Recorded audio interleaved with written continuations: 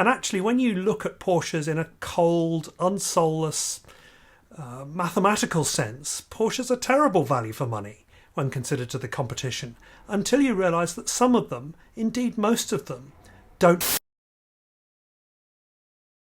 Hey guys, welcome back to another episode of Auto Amateur, and it's one of my favourite kind of videos.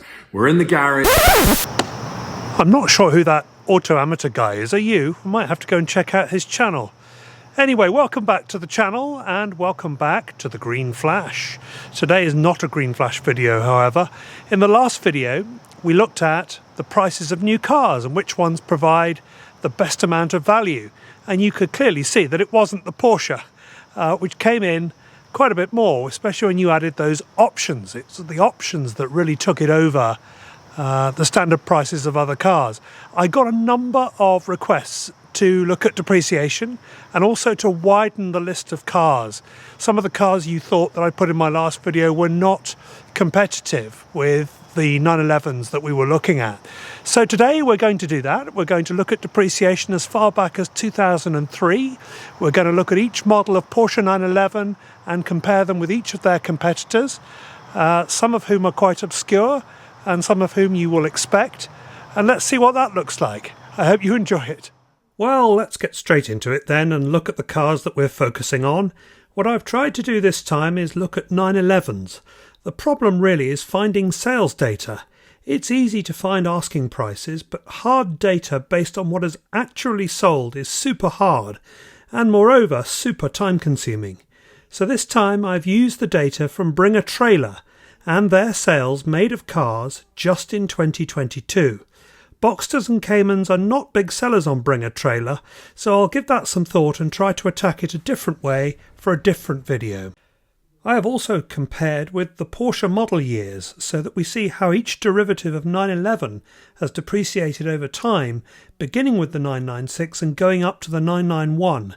Given that the 992 only came out in 2020, we'll wait another year before we look at their values, and hopefully by then too, the market will be a little bit more realistic. This means that some competitors of the 911 are between models, and there isn't always a direct competitor for that year. It's also interesting to see over time how many new cars come into the market to compete with the 911. It's a vastly different market now compared to 2003. Let's start then with the Carrera models and then we'll do the turbos and the GT3s. Here are the runners and riders for the 2003 996 cohort. I've pitted the 911 against the Corvette of the era and with the M3 and SL500. Happy to take your thoughts about those that I may have missed, but I think that was the market for high-end base model sports cars back in 2003. Based on the average of all 996 Carrera sales this year on BAT, you can see that it has depreciated to the tune of 47.8% of its original MSRP, and it is in fact not the lowest depreciating car in its class. That honour goes to the BMW M3, which has enjoyed a resurgence this year. It's not what I would buy, obviously, but the Corvette has also enjoyed strong success and beats the 911 too, I'm afraid. Moving to the 997 Carrera of 2007, the market changed. The M3 was between models in 2007, but by then Aston Martin had launched their 911 competitor, the V8 Vantage. I've kept the 2007 versions of the SL and Corvette in too, although in the case of the latter, BAT sold no 2007 cars this year for me to compare them with. Therefore, the 911 is the strong winner in 2007. It has held its value far more than the others. Remember, as I said in the introduction, that's a double-edged sword. Great if you're already a 911 owner, and great too if a Mercedes SL is your goal, because they look like great value. But if you're looking to become a 911 owner, then you've still got to stump up quite some moolah to get into one. I decided here to look at the 997.2 as well of 2010. These are comparatively rare beasts because of the credit crunch and recession that followed, which caused many not to buy a new 911 in 2010. You'll see this reflected in the values that I put up at the end of the video, summarising across all models. 2010 though is really a two-horse race because of the lack of sales data on some of the 911 competitors.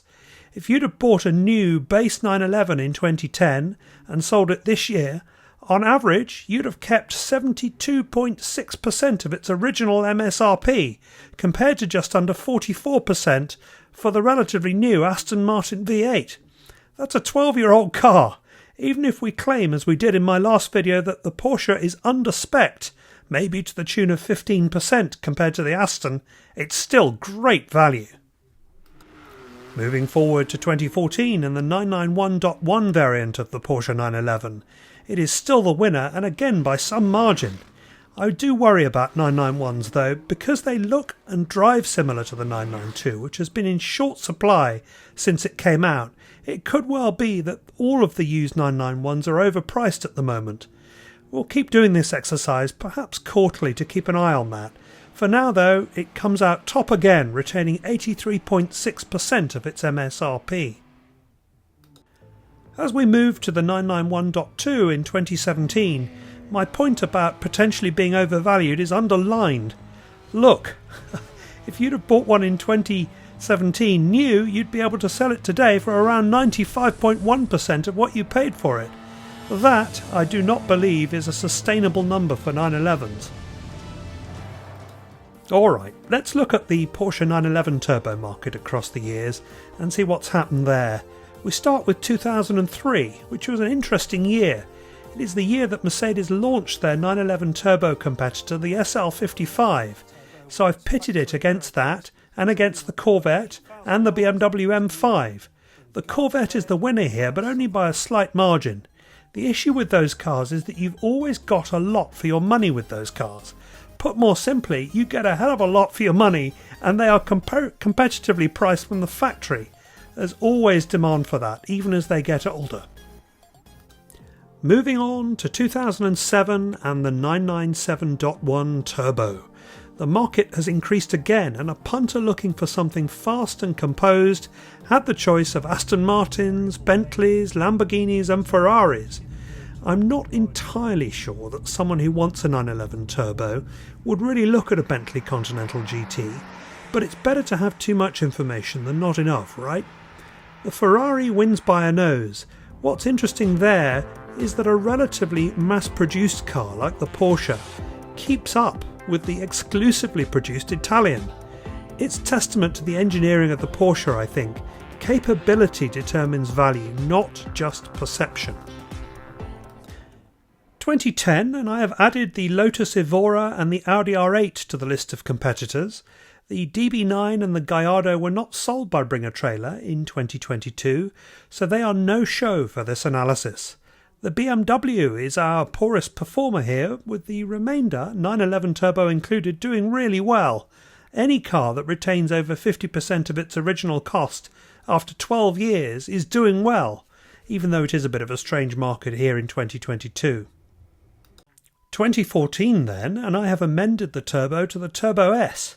I did this because looking at all the Porsche 911 Turbos sold on Bringer Trailer this year, nearly all of them are Turbo S's, which makes me think that no one buys the plain Turbo anymore. Regardless, it still gives a more accurate result. Look at the Evora though. Yes, you're right, it's probably not a competitor to the 911 Turbo, but nevertheless.